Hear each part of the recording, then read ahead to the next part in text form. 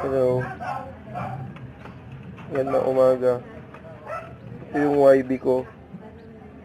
I think 1 week na siya mahigit eh. Tapos sinagyan ko siya ng singsing. 4 days pa lang siya. Natanggal. So ngayon pahirapan to ikabit. Natin kung paano siya ikabit. Una, itiklop mo yung daliri. Tapos, pasok mo yung ring. Kasi kailangan natin ng ring sa mga ibon natin para sa pagkakakilanlan nila.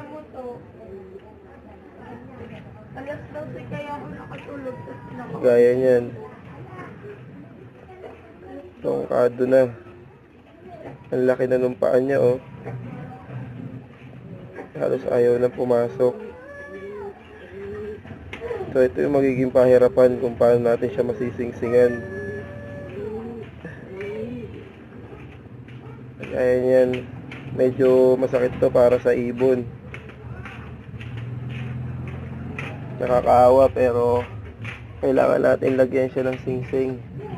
So, pag nakapasok na siya ng ganyan, kailangan natin kumuha ng stick. Yan ka lang ha. Alis dyan. So, ito na nga, nakapasok na nga siya.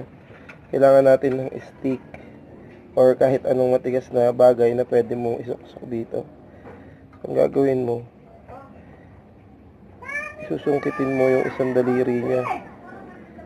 At medyo masakit to para sa ibon pero kailangan nga saka mo siya hahatakin.